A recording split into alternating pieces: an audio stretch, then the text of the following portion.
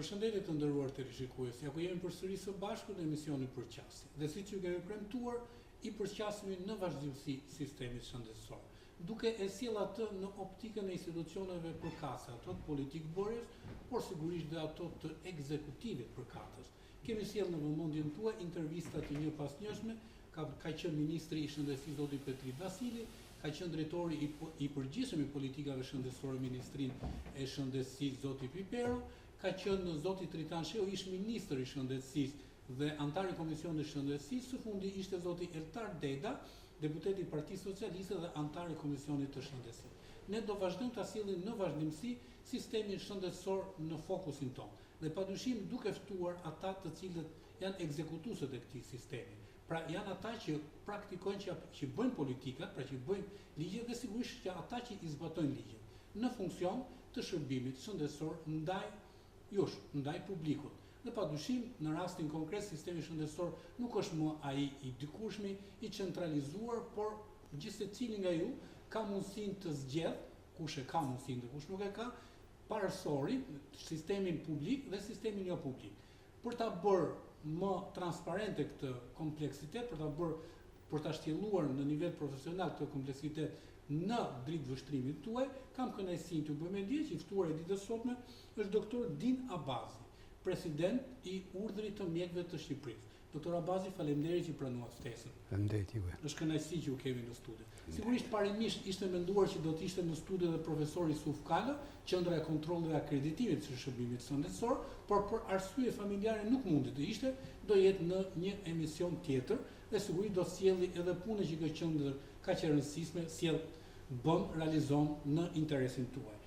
Profesor doktor Abazi, mund të më thoni në mënyrë të shkurtër një prezantim të këtij institucioni kaq të rëndësishëm, kur është themeluar dhe etapat e zhvillimit të këtij, pra Urdhri të Mjekëve të Shqipërisë. Urdhri i Mjekëve të Shqipërisë është krijuar fillimisht në bazë një ligji që ka dalë vitin 93 nga Kuvendi i Shqipërisë. Ligji ka dalë në 93, në 94 është krijuar si urdhër mjekësh. Është aplikuar, pra? Realisht gjatë 4-5 vjetë ky organizëm nuk arriti të funksiononte as sa duhet, edhe kishte një pengesë shumë thelbësore, sepse ligji që e krijoi këtë organizëm kishte një mangësi që e bante urdhrin e mjekëve strukturë të Ministrisë së Shëndetësisë ose të varur nga Ministria e Shëndetësisë. E varur direkt nga Ministria e Shëndetësisë. Domethënë vendimet që merrte Këshilli Kombëtar i Urdhrit të Mjekëve, vendimet që merreshin në urdhër, duhet miratoheshin nga Ministria e Shëndetësisë, kontrolloheshin nga Ministria e Shëndetësisë, kështu që këto kushte Urdhri i Mjekëve nuk ju afrua asnjë organizëm homolog i jashtëm. I thanë që bëhuni urdhër tamam, që të keni marrëdhënie. Po një lloj autonomie apo pavarësie? Urdhri i Mjekëve duhet të jetë krejt i pavarur, domethënë nga ligji 8615 i datës 1/6/2000 e gëzoni këtë pavarësi tashmë? Po, atëre ne përgatitim një projekt ligj tjetër që nëpërmjet Ministrisë së Shëndetësisë e çuam në kuvend, në qeveri dhe në kuvend. Ky ligj u miratua dhe e përcakton urdhrin e mjekëve ent publik i pavarur. Pra tashmë urdhri i mjekëve është një ent publik i pavarur. I pavarur. Atëherë do ishte me rëndësi të kupton të gjithë ata që na ndjekin, që janë pacient sot ose do të jenë nesër, po që janë konsumator të, ka filluar të përdore termi tregu i shëndetësisë. Në këtë rast jemi në tregun e shëndetësisë. Mund t'i thoni televizionistëve që na ndjekin se cilat janë, po themi, punët kryesore që urdhri i mjekëve ndjek që të ketë një shërbim sa më cilësor, shërbimi shëndetësor publik, po nuk e di kompetencat tuaja ligjore dhe për atë jo publik. Po filloj nga kjo fundi që thatë juve. Kompetencat ligjore të urdhrit mjekëve janë sa në publikun aq edhe në privatin. Pra nuk ka asnjë kufizim. Nuk ka asnjë kufizim, absolutisht. Ne si urdhër mjekësh, ashtu siç e kanë të gjithë homologët tonë nëpër botë, dhoma mjekësh, urdhra mjekësh, shoqata me të njëjtat kompetenca, është që misioni i parë është të mbrojë të smurt edhe publikun nga keq ushtrimi i profesionit të mjekësisë. Dhe këtë shumë e rëndësishme, po besoj dhe e vështirë. Shumë e vështirë, shumë e rëndësishme realisht. Këtë arrin nëpërmjet promovimit të standardeve të larta të ushtrimit profesionit, edhe standardeve të larta në edukimin dhe informimin e vazhdueshëm të mjekëve të profesionistëve të shëndetësisë. Me këtë synim, në bazë të punës së ullit mjekëve, është kodi etikës dhe deontologjisë mjekësore që i vendos këto standarde. Ne kemi bën kodin etikës para disa vjetësh, para një dekade, dhe e kemi revizionuar tash, e kemi riparë një herë sepse në rrugës sipër dalin mbështetjet e duara, po. Themi që e kemi plotësuar mjaft mirë, dhe këtë ditë është botuar bile dhe do ta ndajmë për institucionet shëndetësore. Kemi parashikuar në tirazhin që çdo mjek ta ketë, absolutisht çdo mjek do ta ketë. Edhe do ta çojmë në drejtoritë e institucioneve shëndetësore këtë kod, i cili do t'ju jepet me firmë të gjithë mjekëve që kanë sipas institucioneve. Pra është një farë mënyrë një detyrim etik për ta. Absolutisht është po deri diku edhe ligjor, por kryesisht etik dhe moral. Kjo është. Edhe ne mbi këtë bazë funksionojmë si urdhë mjekësh pratikisht. Këtë reja ka sjell kodi i ri etik i amenduar, pra po përdorim të term të jurisprudencës. Po që kur doli kodi i parë e këtej në shqyrtimet e probleme, në shqyrtimet e ankesave të smundjeve ose të publikut ndaj mjekëve, shifishin mbështetje që nuk i kishte përmbledhur kodi tjetër. Ky kod i ka plotësuar këtë mbështetje edhe ka precizuar akoma më mirë detyrat funksionale që duhet të ketë mjeku detyrimin e tij në ushtrimin e praktikës profesionale për të përmbajtur standardeve. Edhe përfundimisht për të siguruar një kujdes shëndetësor sa më cilësor ndaj publikut. Ky është qëllimi i gjithë institucionet të shëndetësisë pratikisht.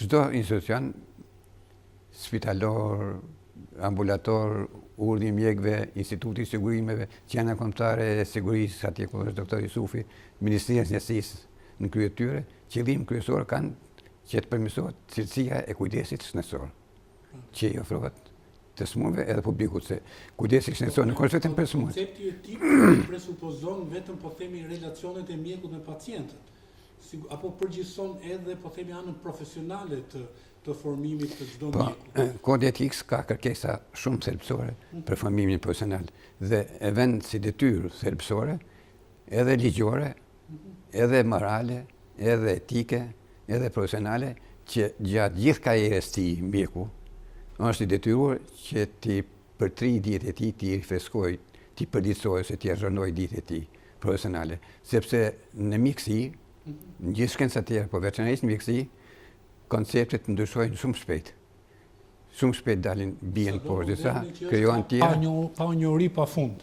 Pafund, absolutisht. Kështu që mjeku duhet gjatë gjithë kohës tij të jetë në korrent tyre që ta mjekojë smundjen, ta trajtojë publikun në probleme shëndetësore në bazë koncepteve më të fundit, më bashkëkohore. Kështu që mjeku e ka detyrë të tij që gjatë gjithë karrierës, që kur e fillon, e derisa mbaron karrierën e tij profesionale, të jetë detyruar me zhvillime shkencore të shkencave mjekësore. Çfarë karriere profesionale ka, pavarësisht se çfarë grade shkencore ka, çfarë titulli shkencor ka, gjithë secili, edhe ai që është profesor, edhe ai që është mjek i thjesht, e kanë detyrë që të përtrinë dijet e tyre deri në fund karrierës profesionale. Mund më thoni, doktor Abazi, a është e vështirë ta verifikoni një gjë të tillë, pra zbatimin e kodit edhe të ri, po përdorim të temë të etikës, apo kodit etikës, kur tashmë kujtojmë që edhe tregu shëndetësor është liberalizuar, se ka qenë ndoshta më e thjeshtë, eksperjenca juaj në urdhrin e mjekut është e gjatë, në mos gaboj unë. Ka qenë më e thjeshtë përpara kur kishim të liberalizuar vetëm tregun e farmaceutikës edhe stomatologjisë, kurse tashmë liberalizimi i tregut shëndetësisë vazhdimisht është në dimensione deri diku të pamenduara vite më parë. A është e vështirë ta zbatoni këtë kod etike, të kontrolloni personelet të cilat janë me shifra maramës, mjafton të referohemi QSUT-s, mjafton të referohemi spitalit ushtarak, apo spitaleve rajonale, apo spitaleve private, apo qendrave të shëndetit parsor. A është e mundur një gjë e tillë për urdhrin e mjekut? Nuk është i pamundur, por është i vështirë realisht. Për të realizuar këtë, sigurisht na duhet një një bashkëpunim institucionet. intersektorial, një bashkëpunim me gjithë partnerët tjerë. Ministria e Shëndetësisë natyrisht është partneri ynë strategjik, por gjithashtu me Institutin e Sigurimit të Kujdestit Shëndetësor, me Fakultetin e Mjekësisë, me shoqatat mjekësore, me institucionet tjera shëndetësisë, me gjithë institucionet e saj vendore që nga Ministria. Në sistemin vertikal, Ministria tha dhe zbris një poshtë. Me qenën e sigurisë të akreditimit. Me profesor Kalës. Me qenën e edukimit vazhdueshëm mjekësor që është krijuar para 1-2 vjetësh. Nëse nuk bashkëpunojnë të gjithë këta partnerët njëri me tjetrin në krah një tjetrit, sigurisht pa ndërhyrë askush në punë të tjetrit, po të funksionojë kështu, detyrat kryhen të gjithë. Mund të thoni, doktor Abazit, si është bashkëpunimi i urdhrit të mjekëve të Shqipërisë me duke filluar nga po themi nga piramida, nga Ministria e Shëndetësisë, si është ky bashkëpunim? A ka qenë eficient gjithmonë?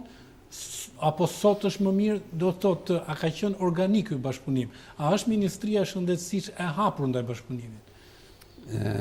Vitet e para kishim shumë vështirësi, me thënë drejtën. Sepse duke qenë se urdhri i mjekëve ishte pa precedent në praktikën e mjekësisë shqiptare, ishte një organizëm që u kriju mas viteve 90 e këtej, nuk njifesh, nuk i kuptohesh rëndësia. Po ju them një shembull konkret. Kur që ja mendohem këtë ligjin edhe për ta paraqitur urdhrin e mjekëve si ent pavarur, ka patur reagime. Më është dashur ta çoj ligjin në qeveri disa herë, sepse nuk ishte ideja se çfarë është urdhri i mjekëve realisht. Edhe kthehesh përgjigja, ne kemi bërë një ligj për OJF. Mirë, po urdhri i mjekëve është krejt ndryshe nga është një instrument publik pra. Po. Atëherë unë gjeta një libër, Kodi i Administratës Publike, më duket ishte ky libër, dhe kam gjetë rastisht. Edhe e shfrytova kur më doli aty enti publik.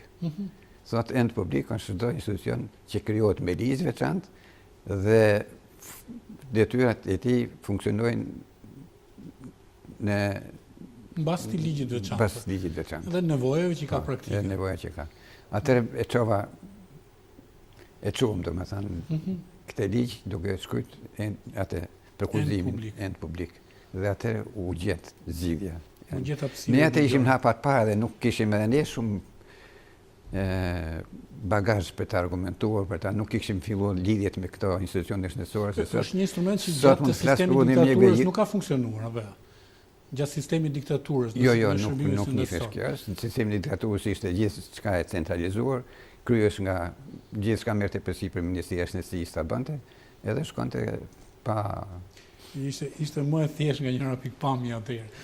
Okej, atëherë le të flasim për rregulloren për gjykimin disiplinor profesional. Si funksionon ai në rastin tuaj? Tash do ta zgjeroj çik bisedën këtu. Po patjetër, për të nxjerrë sa më shumë informacionin e nevojshëm. Se ju e thatë para që si do ta kryejmë ne, si mbulojmë standardet e si i verifikojmë këto me është një det i gjerë për tu shtjelluar. Mjekësia që funksionojë dhe që të kesh një kujdes shëndetësor cilësor, duhet funksionojnë në bazë standardeve dhe duhet të respektohen e zbatohen standardet në mjekësi. Këto standardet sigurisht vendosen, po duhet kontrollohen. Një nga mjetet e mënyrat për ta kontrolluar sigurisht është ato që përmban kodi etikës dhe dhënia e llogari ose vlerësimi, jo dhënia e llogari, vlerësimi i standardeve, matja e standardeve, duke u ballafaqur me këtë kod edhe me ligjet sigurisht përkatëse që janë. Ne këto standarde i verifikojmë, i kontrollojmë periodikisht në bazë të asaj që thuhet vlerësimi periodik i kompetencës dhe i performancës së çdo mjeku. Hallka e fundit e rëndësishme, e pazgjidhshme, domethënë, e këtij procesi, e këtij rregulli është licencimi dhe rilicencimi i mjekëve. Edhe në bazë këtij procesi qëndron një regjistër kombëtar që kemi për mjekët, edhe regjistër rajonal, sipas rajoneve. Ky regjistër nuk është thjesht një regjistër që emër mbi emër dhe besoj është një database elektronik i cili ka të gjitha kriteret profesionale. Edhe është një database. Dhe gradat. Është në sistemin e informatikës, Në këtë regjistër ka një princip të kësaj që thatë ju si masim standardet. Kush hyn në regjistër? Dhe më thënë që licencohet fillimisht që antarësohet në ullën e mjekëve dhe hyn në regjistër. Se në asnjë mjek, asnjë stomatolog nuk ka drejt, nuk mund të ushtrojë profesionin pa qenë i antarësuar në ullën e mjekëve. Dhe i Këtë e përcakton ligji. Po, edhe i licencuar nga ullën e mjekëve. Atëherë në regjistër futen ata mjekë që antarësohen dhe plotësojnë kushtet sipas këtij ligji për të futur në regjistër. Kush mbetet në regjistër? Në kupton atë që mbas një periudhe që bëhen rivlerësimi, ne kemi 5 vjeçare. Bëhen rivlerësimi, merren parasysh kreditet që ai plotëson me edukimin e vazhdueshëm, profesional. Ka lidhje shumë me qendrën kombëtare, prandaj thashë bashkëpunohet me qendrën kombëtare. Siç ishte parashikuar në fakt, po ishin gjërat papritur. Me qendrën kombëtare të edukimit vazhdueshëm ne bashkëpunojmë atë, e mbështesim në mbështet, aty marrim mjekët kanë plotësuar kreditet e edukimit vazhdueshëm gjatë 5 vjeçë, që tash në etapën e parë janë 150, si kanë plotësuar. Kjo është një tregues për të llogaritur që mbetet apo smetet në regjistër ai mas këtij vlerësimi. Plus marrim të dhëna tjera, një vetë deklarimi mjekut që e bën përgjegjësi ti, të dhëna nga publiku të smurt që kanë patronazh mjeku, të dhëna tjera reference nga institucioni ku punon mjeku, edhe nëse i plotëson gjithë këto kritere, ai rilicencohet dhe mbetet në regjistër. Pra, hyj në regjistër, mbetet në regjistër. Pjesa tjetër që nuk i plotësojnë këto, del nga regjistri, që do të thotë ose do të investohet një rikualifikimi, kushteve tjera, ose në raste ekstreme i hiqet e drejta të ushtrojë profesionin. Ka patur raste të heqjes drejtës së ushtrimit profesionit? Jo, nuk ka pasur sepse ne s'kemi arrit akoma ke rilicencimin në fund. Jemi në etapën që po vazhdon. Procesi i licencimit ka filluar tash para një viti që e ka marrë uri mjekë që do ta merrte që në fillim praktikisht. Po për atë arsye që them, domethënë nuk është një orë. Para një viti me ministrin e Shëndetësisë jam dakord dhe ju lësheni urdhë pastaj për që ka dërguar gjithë institucionet për të licencuar. Normalisht në bazë të ligjeve ekzistuese, qoftë ligjit për ullën e mjekëve, qoftë ligjit për kujdesin shëndetësor në Republikën e Shqipërisë, qoftë ligjit për profesionet e rregulluar në Republikën e Shqipërisë që ka dalë më i fundit. Edhe urdhit ministrit, asnjë mjek nuk duhet të ushtrojë profesionin në asnjë lloj institucioni, shtetëror apo privat, pa qenë i licencuar nga urdhri i mjekëve. Pra licenca jepet në bazë këtyre kritereve që thashun. Licenca e siguron të smujnë, e siguron publikun që po kujdeset po nga një mjek i cili ka kaluar një filtr, ka një garanci. Licenca është një garanci që vërteton që mjeku i plotëson kriteret e tij, ka kompetencën profesionale, ka performancën që e ka ushtruar, që janë vlerësuar në stadin e rivlerësimit edhe të licencimit dhe ju në vëmendje të publikut keni sjellë her pas here që personelet caktuar të sistemit shëndetësor, qoftë ai parësor apo spitalor apo tercial, nuk i kanë këto, po themi, këto kritere të plotësuara. Mund të flasim me shifra për një gjë të tillë? Me shifra mas e konvestirë me thanë. Në mënyrë përgjithshme të bëjë një fotografi. Se shifrat janë gjëra. Çështë vërteta këtu kemi goxha problem, ne kemi toleruar së fillimi. Urdhri i ministrit ka qenë që të gjithë institucionet të përfundonin licencimin në tetorin e vitit që shkoi. Po më sa duhet ka shumë personel. Akoma ka funksionuar mirë kryesisht në shërbimin parësor kjo, edhe në sajt një bashkëpunimi të mirë që kemi me Institutin e Sigurimit të Kujdesit Shëndetësor, në fakt që na ka mbështetur shumë në këtë drejtim. Por nuk ka funksionuar si duhet në institucionet spitalore. Ato publike apo jo publike? Veçanërisht jo, në ato jo publike ka funksionuar. Ka funksionuar mirë në ato jo publike. Shumë më mirë. Në spitalet e Tiranës kryesisht. Spitalet e rajonit prapë janë më mirë. QSUT-ja, domethënë spitalet nacionale, janë spitalet e sistemit universitar. Këtu është marrë çik me neglizhencë nga drejtuesit e këtyre institucione, edhe nga mjekët, duke menduar që këtu është një elitë profesorësh, mjek me përvojës, edhe i duket e licencat akoma nuk e kuptojnë që është një domosdoshmëri për të qenë i kontrolluar. Sepse nuk le të shpëtoj askush nga ky kriter profesional. Tash ka hecur, mund të them, qendra spitalore universitare ka rreth 46% a 48% që janë licencuar. Pjesa tjetër akoma. Pra, aty shkojnë edhe këto. 50% janë pa licencuar në QSUT. Kjo është i çik ma mbrapa në këtë drejtim, spitalet tjera edhe për shkak se ka personel më të gjerë besoj, apo thjesht... Personel më gjerë është një qendër shëndetësore që edhe pret shumë publik, edhe përcjell shumë publik, edhe drejtori i saj realisht qendra QSU është një organizm i madh.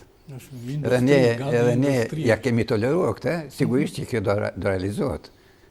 Jam i sigurt që do realizohet. Pastaj ka pas një koncept për licencimin nga Ministria e Shëndetësisë, njëfesh ju jepes vetëm atyre që dilnin privat dikur. Nuk ekzistonte koncepti që mjekun... Që duhet licencuar dhe ai në sistemin publik. Mirë po, siç e kanë të gjitha shtetet tjera, me mjekësi të përparuar, licencimi është i domosdoshëm. Thash që janë standardet ato që vendosen, janë zbatimi këtyre standardet ato që sigurojnë cilësinë e lartë të kujdesit shëndetësor, që thash është qëllimi i përgjithshëm, dhe kontrolli këtyre standardeve në bazë të licencimit. Çdo mjek i kualifikuar, ai pa kualifikuar qoftë. Me titull apo pa titull qoftë. Nuk mund të ushtrojë profesionin pa nevojën e një kontrolli të vazhdueshëm gjatë ushtrimit profesional. Pavarësisht titullit, pavarësisht karrierës profesionale që ka. Sepse ai mund të jetë kompetent, ne vlerësojmë kompetencën, vlerësojmë performancën. Mund të jetë kompetent, por nuk performon sa duhet. Varet si të jeton smurt, sa të kënaqur janë smurt, sa rezultat kanë punën e tij. Përveç asaj që ai pavarësisht karrierës që ka nevojë që ajo që thash unë që është në kërkesë thelbësore kodit etik, që të mësoj dhe të zhvendohet gjatë gjithë jetës së tij, se mund ta marr titullin një herë dhe flemen që unë jam profesor dhe si unë s'ka tjetër.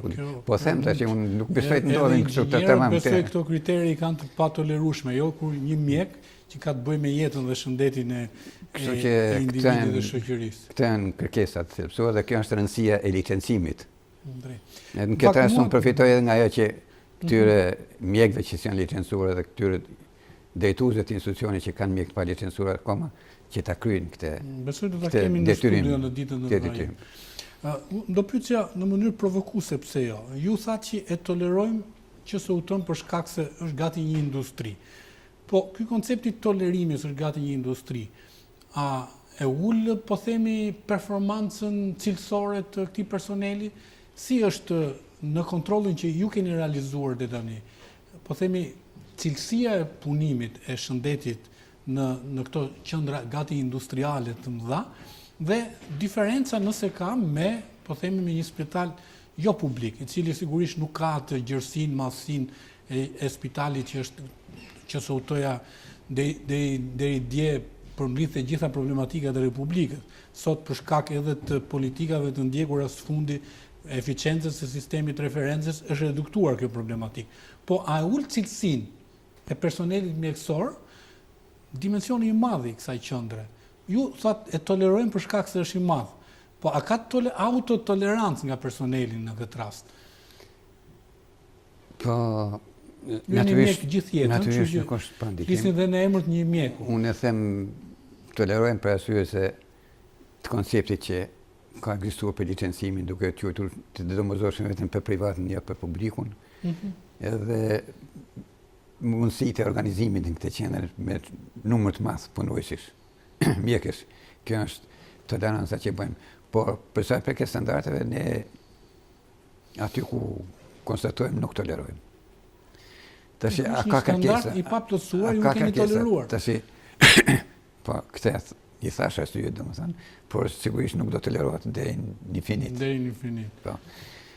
Ne kemi bërë vëzhgime, monitorime, urdhri i mjekëve është organizëm që monitoron, nuk jemi organizëm kontrollues.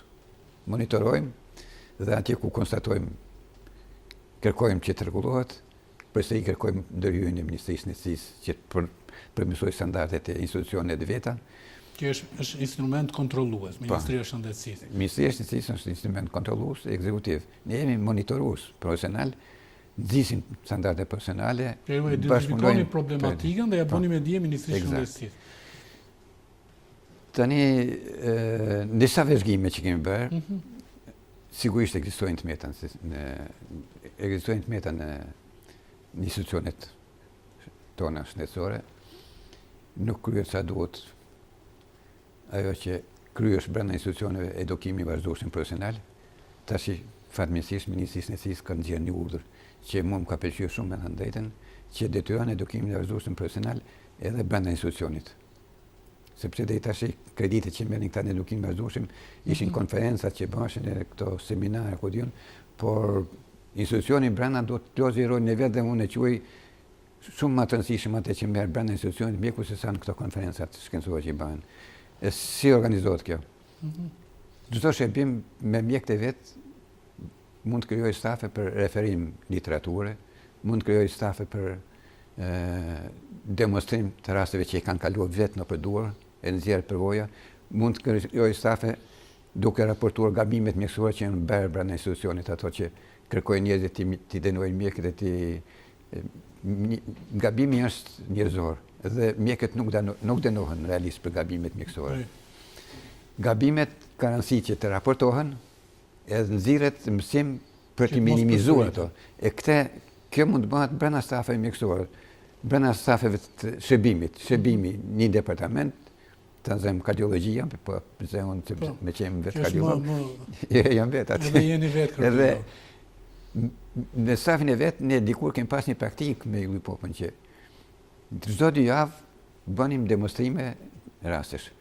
Bënim krahasime anatomopatologjike klinike, ballavaqimet, nxirreshin gabimet. Pra një lloj shkolle, një lloj... Po, absolutisht ajo është ngritje profesionale e mirë fillt, shumë e mirë.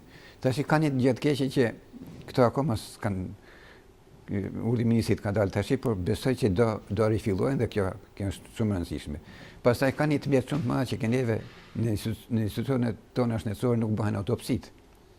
Pse ndodh kjo? Bile edhe atëherë kur janë raste mjekoligjore, nuk duhen familjarët, mbase një këmbgulje sa duhet nuk është edhe nga vetë institucione shëndetësore, autopsia ka shumë rëndësi. Ka shumë rëndësi. Pikpamja shkencore, besoj. Nga pikpamja shkencore ka rëndësi sepse aty evidentohen edhe gabimet mjekësore, shkaqet, nxirret përvoja, mjekët ballafaqohen me punën e tyre realisht. Tani kam frikë që edhe mjekët, specialistët anatomopatologë dhe ata të autopsive po dekualifikohen nga mosbërja e autopsive.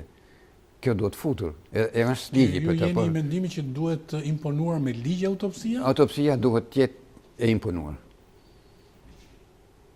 Pra të jetë domosdoshmëri. Dikur neve na luteshin njerëzit tanë, miqtë tanë kur ju vdiqnin ndonjë njeri në spital, me ndihmuat që ta nxjerrë pa bërë autopsinë. Kaq rregull të fortë ka pas.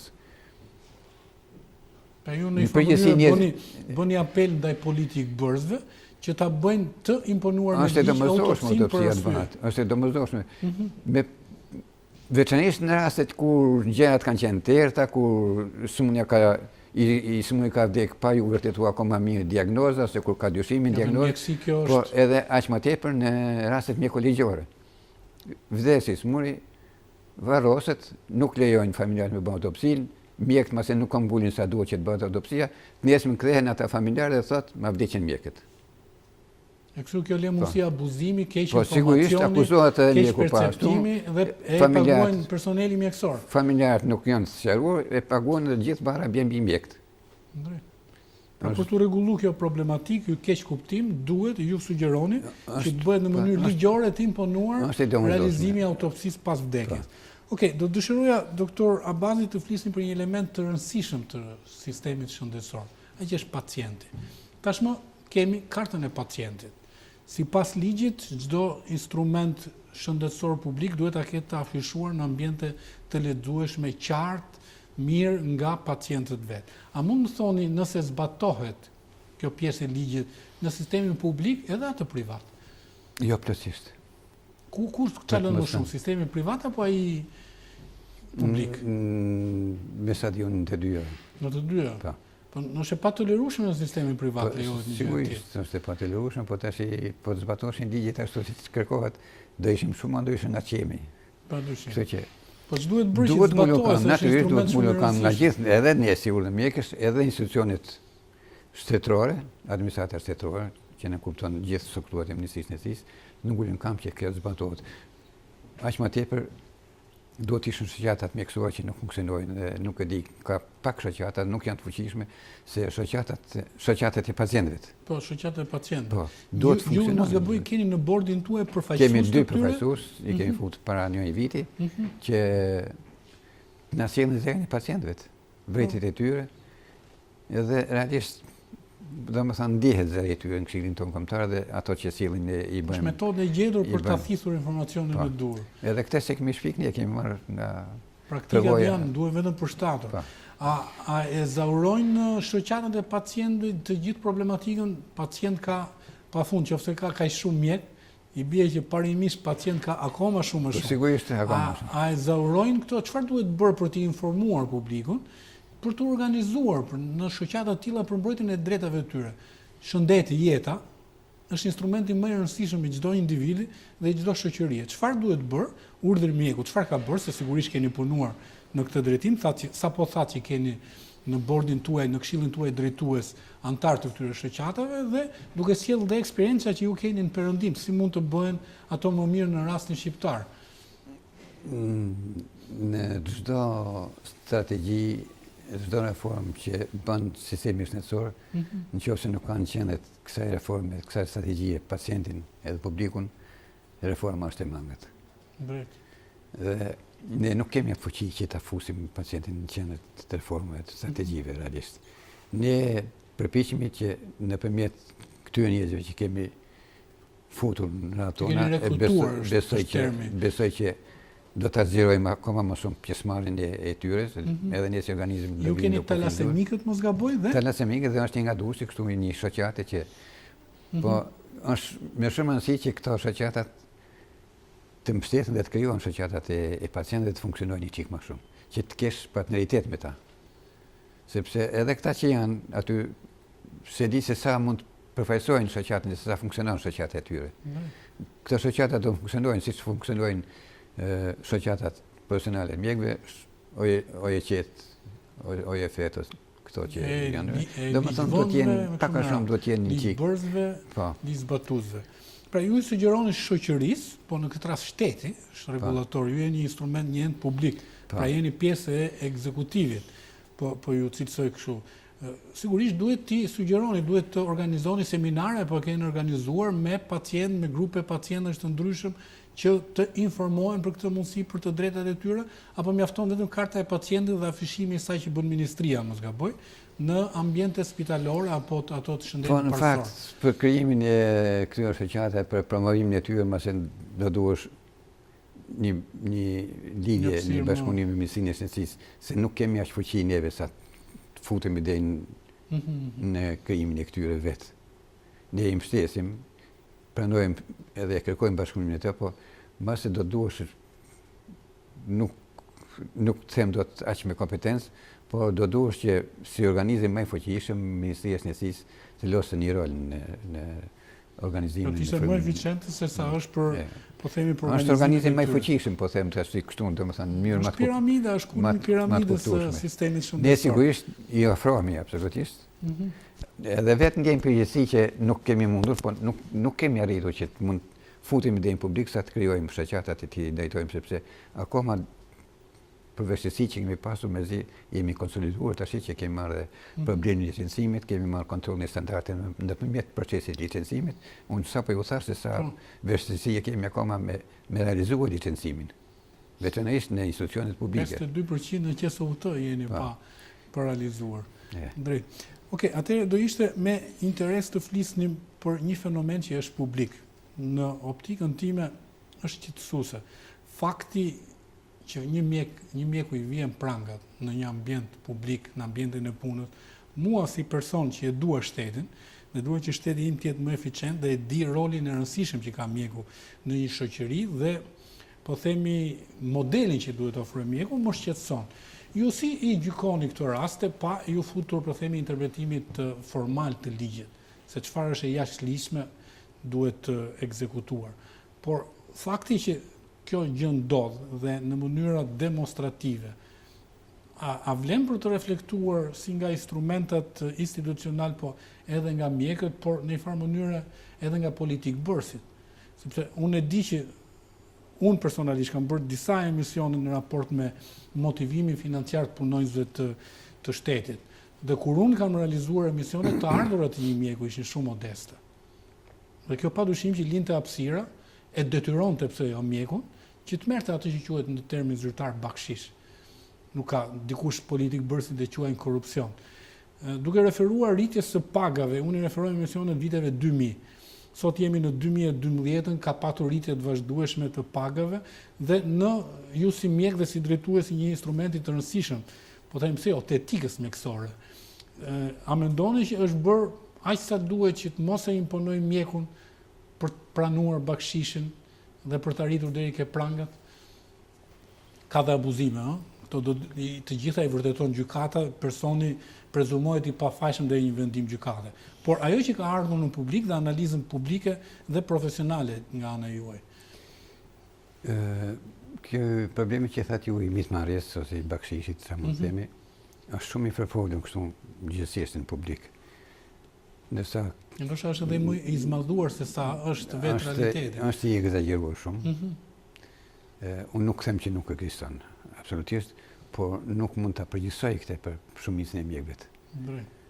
E kam thënë dhe hetja sa kam pasur pra nëson për këtë problem që mjekët në tërësinë e tyre janë shumë të devotshëm, kanë një profesionalizëm të lartë, sigurisht nuk i shpëtojnë dot gabimit të mjekësisë si çdo profesionist tjetër, janë njerëz dhe gabimi është njerëzor, por unë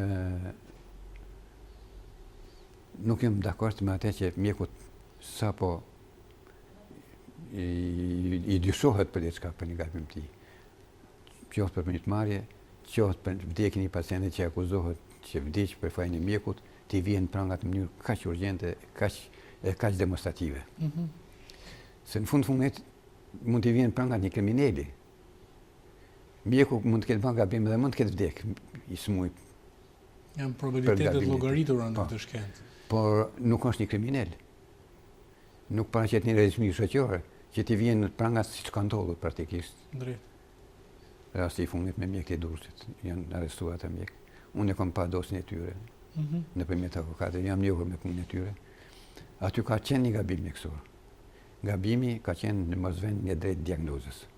Por nuk mund të qëndroj akuza për mjekin pa kujdesim, sepse për shkak kësaj diagnoze janë krijuar situata ndryshme, këto situata janë respektuar dhe janë trajtuar me kujdesin maksimal.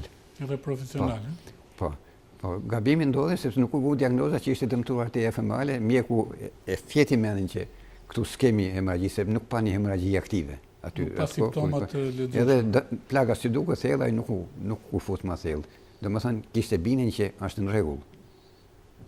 Një nga mundësitë i pranueshëm thonë ju. Mas ju trajtoi smuj gjatë natës.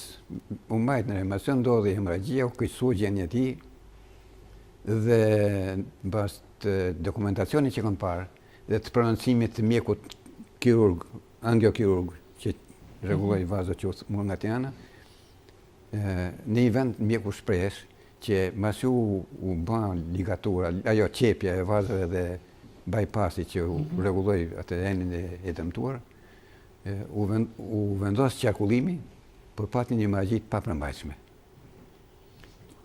Kjo është në kuptimin tim, edhe kolegë me të cilët kam biseduar, është një çrregullim i koagulimit, një hemolizë.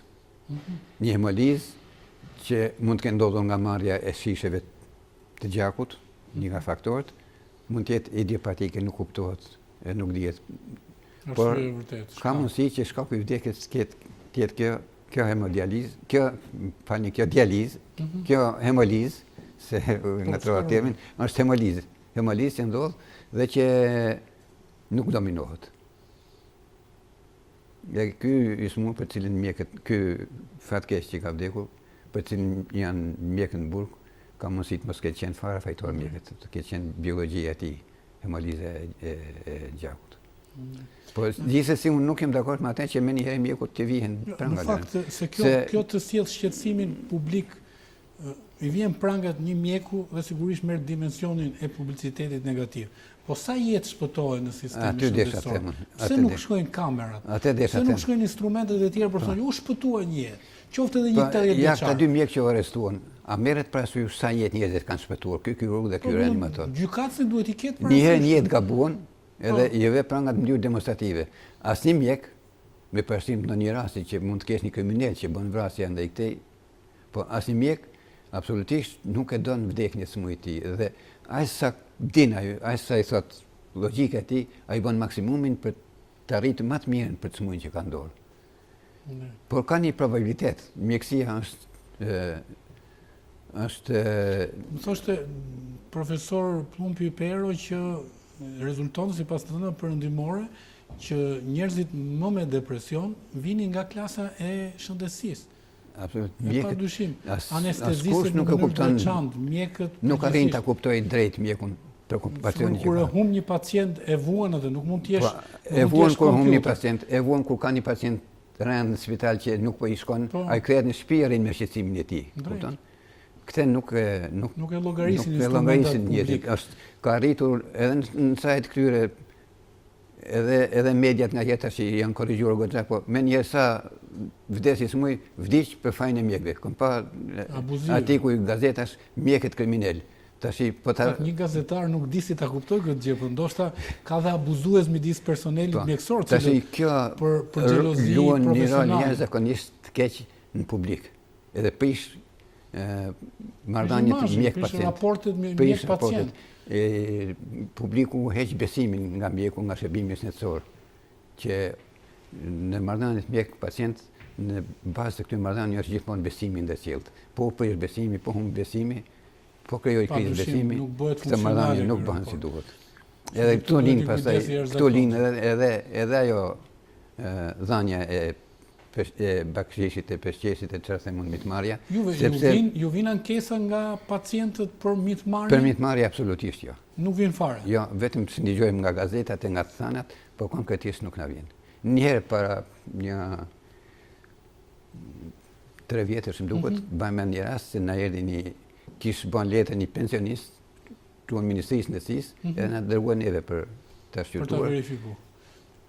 Mezi u kontaktova me atë pensionistin, se ai thoshte kaq marrin për një apendicite, kaq marrin për një stomak, kaq marrin kirurgët. E kërkoj atë, i them të vijë që të hyen procedurën e ballafaqimit dhe sigurisht të konkretizojë një mjek që të mund të marrim qendrim ndaj tij. Drejt. Po. Në fund ai më tha, unë nuk e kam pas vetë të rast, por kam dëgjuar aty në korridore të spitalit, tha që kështu thoshte njëri, kështu thoshte tjetri. Edhe nuk pranoi të vinte të ballafaqohesh. Edhe raste tjera kështu të kësaj natyre. Ne jemi ndërgjegjshëm që këto fenomene janë, por ndoshta egzagerojnë kur vinë në vëmendje publike për arsye praktike. Nuk them që nuk janë, këto mund të ekzistojnë. Duhet vendosur disa rregulla sistemit e këto standarde që po themun që të minimizohen. Që të minimizohen në maksimum. Sepse nuk mund ta asgjësohen. Edhe thjesht rrige pagë, mund të ketë edhe rritje e paga prapë se prapë. Jo, motivimi sigurisht i jep më pak moral për marrjen e bakshishit. Duke qenë ky besimi i thyrë, ky që po themun mjek-pacient. Sigurisht është një handicap i rëndësishëm. S'mund të shkojnë ke mjeku me frikë, e thot paktën të jap këtë para që të marrë një siguri, sepse shkojnë të pasigurt ke mjeku. Është bën një propagandim jo i drejtë. Jo i drejtë. Okej, ne mundohemi në mënyrë modeste ta rregullojmë këtë propagandim. Do ishte me interes, doktor Abazi, të flasim në ushtrimin e detyrës tuaj, në raport me sistemin jo publik. Ka më cilësi ke sistemi jo publik, se dihet që në sistemi jo publik paguhet, pra është motivimi financiar krejt ndryshe nga i publiku, dhe nëse ju si ent publik, keni hasur vështirësinë e ente jo publike. Flasim si në shërbimin parsor, ashtu dhe atë hospitalor. Në entet jo publike, të paktën nuk ekziston kjo problemi mitmarrje sepse qytetari Është i zgjidhur, po Shkon ana pa profesionale, etike, ana sigurisht që profesionale, ekziston. institucionet Pak edhe aty ka publike probleme, sepse ka- ka rritje tarifash artificiale, mjek të njohur më tregojnë që pas një procedure gjatë në një ent jo publik, kthehen ke enti publik. Shkojnë ke spitali sepse shkojnë me një tarif bazë, edhe gjatë ushtrimit të realizon një ndërhyrje, pastaj mjekimi, pastaj vizita, pastaj ka një procedurë e cila duhet verifikuar nga instrumentat e shtetit. Mos jemi kaq jo, natyrisht kaq tolerant krahasim natyrisht. enteve jo publike, sepse ata financiarisht janë të mirë motivuar, ndaj duhet të jenë edhe etikisht më tepër cilësor në raport me jo publikun, Këto me publikun. institucionet jo publike nuk do të jenë gjithsesi jo vetëm jashtë kontrollit ton, ne thash kemi të njëjtat kompetenca ligjore, mos i ligjore si për publikun, privatin janë një lloj, nuk ka asnjë ndryshim pikpamje të kontrollit të standardeve të ushtimit profesionit e këtyre, por shteti, Ministria e Shëndetësisë duhet të ushtojë një kontroll në kërkesën e zbatimit të ligjshmërisë. Se këto institucione pavarësisht që janë jo publike, ligji funksionon një lloj edhe për publikun dhe për privatin. Absolutisht. Duhet të nështrohen disa rregulla, disa standardeve, mbase mund bëhet një kthyrje për të mos abuzuar me çmimet ajo që sa juve, po sigurisht do një duhet një farë transparencë, një farë llogaritje që e kostos a shkon ajo që paguajnë pacientit tamam me koston atje apo është fiktive, sepse njerëzit shkojnë në shërbime. Ju e keni këtë kompetencë për ta bërë një gjë të tillë? Jo, nuk e kemi. Të kanë instrumenta financiare të shtetit. Po. Edhe sikur do në futeshim ne kemi specialistë që të futen këto probleme financiare, kështu duan menaxherë shëndetësie, duan ekspert finance funksioneve tona atje. Okej, po pikpamja po themi cilësore e ushtrimit të profesionit mjekut, është më e lartë në atë për sa ju keni eksperiencë dhe informacion, në ato ju publik apo të publiku? Po, më shumë përfliten, por konkretisht neve nuk kemi ka diferenca. Diferenca të dukshme, të qarta. Shumica e këto mjekë që punojnë në shtetëror, në publik, punojnë edhe në privat. Kanë të njëjtat kompetenca. Prish etikën doktor Abazi të punuarit edhe në publik? Jo, nuk e prish, ka drejtën e tij të punojë, ajo varet sa e lejon institucioni vetë, domethënë drejtë e jep ka se pa dëmtuar atë shërbimin atje, ti kërkoj llogari që tetorshën që ka ta shfrytëzoj efektivisht në qendrën e vet punës, jashtë orarit punës mjeku është i lirë, profesionist i lirë, mbas një marrëveshje dy palce. Okej, atëherë po, do ju pyesja si mjek që keni një jetë që punoni me sistemin e shëndetësisë. Së fundi ka ardhur në vëmendjen e publike, është pyetja e fundit, nevoja sipas po themi ligjbërësve të së djathtës në pushtet, nevoja e privatizimit të sistemit shëndetësor parsor. Në rast se do ju pyesin, ju si e gjykoni këtë iniciativë? Privatizimin e sistemit shëndetësor parsor. Në optikën tuaj, do ishte kjo eficiente apo jo në rastin shqiptar? Thash, nuk jam menaxher. Padyshim, po jeni mjek një jetë. Në radhë parë them që shëndetësia si sistem do të jetë sistem social. Edhe kudo është social. Privatizimi në kuptimin që thuhet, nuk është ajo që prish socialitetin, thuash, shëndetësisë. Sepse bëhet një lloj privatizimi duke u mbuluar nga sigurimet e kujdesit shëndetësor, që unë do thosha është çelësi i artë për sistemin shëndetësor edhe për perspektivën e funksionimit të sistemit shëndetësor në tërësi, edhe parsor edhe spitalor. Një autonomi, një menaxhim edhe një vetë menaxhim e vetë administrimit të ardhurave duhet krijohet në çdo institucion shëndetësor që të funksionojë në tipin e sistemit ndërmarrje, që të nxjerrë të ardhurat e veta, sigurisht në bazë të rregullat, ato që quhen të ardhurat ditësore, institucioni, edhe t'i përdor për nevojat e institucionit dhe bile edhe për pagat e mjekëve.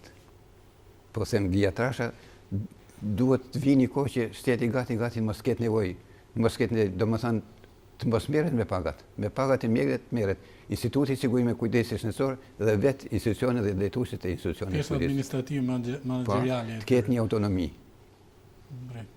Plot.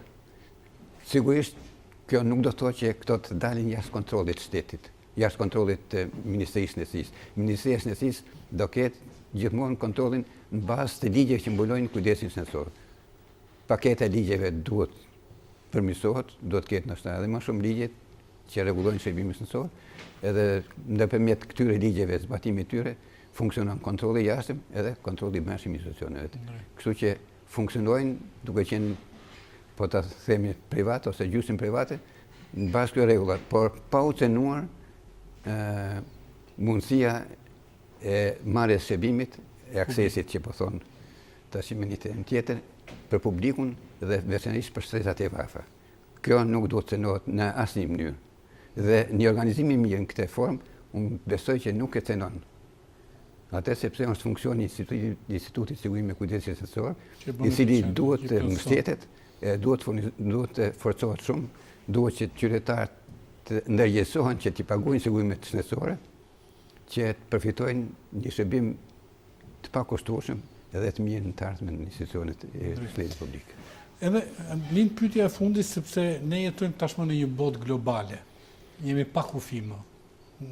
Në sajt të zhvillimeve pozitive në Shqipëri, qytetarët shqiptar jetojnë pa kufi, kanë Europën e hapur.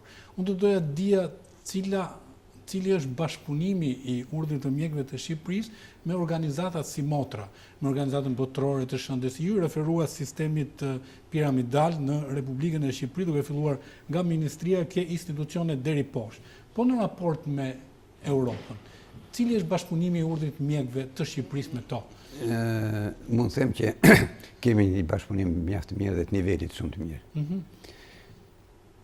Jo vetëm me organizma homologë që japë me marrë, veçanërisht me këto që kemi fqinji këtu. Pra rajonalet, pra Maqedoni, Kroaci. Por ne jemi të antarësuar në disa forume ndërkombëtare, siç është shoqata e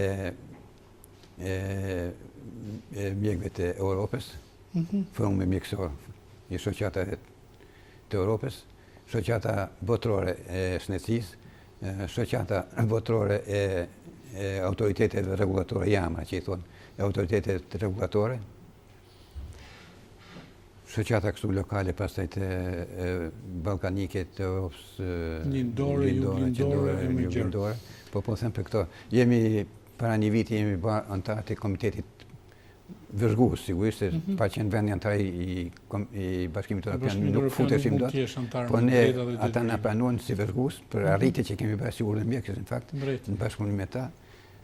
Edhe ishte një privilegj shumë i madh që na bënse një ndjeja se si të them, jemi parapirës të shtetit në fakt për futjen në Bashkimin Evropian, sepse është komiteti i përhershëm është për shtetet e Bashkimit Evropian ky. Drejt. Jemi të antarësuar. Ky lloj bashkëpunimi ka një lloj asistence nga ana e tyre dhe marrje eksperiencë nga ana e juaj? Absolutisht, neve nuk mund të kishim arritur ku jemi nëse nuk do të kishim bashkëpunuar me to dhe nuk do kishim asnjë perspektivë. Këto që arrita të themun tonë dhe që kemi arritur të vëmë në jetë në zbatim, edhe që parashikojmë të zgjerojmë aktivitetin, është në sajt e bashkëpunimit dhe të marrës përvojë takime vjetore që bëjmë, nuk kam gjithë ato deklarata të shoqatës botërore të shëndetësisë, të jamas që thashun, Forumit Evropian të shoqata mjekësore të tjera që të këtij bashkëpunimi dhe të ardhjes asistencës nga ana e tyre dhe sigurisht marrjes eksperiencës nga ana e juaj. Shumë domethënëse. Ju falenderoj doktor Tina Bazi që ishit me mua në studio dhe sollët në vëmendje të publikut punën që kryhet nga urdhri i mjekëve. Dhe padyshim sollët edhe shqetësimet që keni hasur dhe që në një të ardhme të afërm shpresojmë që nuk do t'i keni hasur më duke referuar standardeve. Ne jetojmë në konceptin e standardizuar tashmë, në politikë, në shkenca, në shoqëri, në media, sigurisht jemi shoqëri në zhvillim, edhe gjithë kemi nevojë për plotësim standardet, gjitha fushat e jetës në shoqëri në zhvillim. Faleminderit dhe ju të nderuar teleshikues që ndetet me ne dhe dëgjuat punën dhe ligjin, zbatimin e ligjit të urdhrit mjekëve të Shqipërisë. në këndvështrimin e politikës redaksionale të Nesër Televizion për sistemin shëndetësor në Shqipëri, temë të cilën do ta sillim në vazhdimsi në vëmendjen tuaj, në shërbim tuaj. Edhe doktor Abazi e tha, nuk ka një instrument të rëndësishëm të sistemit shëndetësor, i cili nuk merr përsipër interesat e pacientëve, pra të shoqërisë publikut, jo të gjithë jemi pacient sot, por të gjithëve na bie të jemi pacient në një moment caktuar, dhe ne në interes tuaj do ta sillim në vazhdimsi me instrumentat e tjerë publik dhe jo publik të sistemit shëndetësor. Nga unë Artur Nura, mirupafshim. Mirupafshim.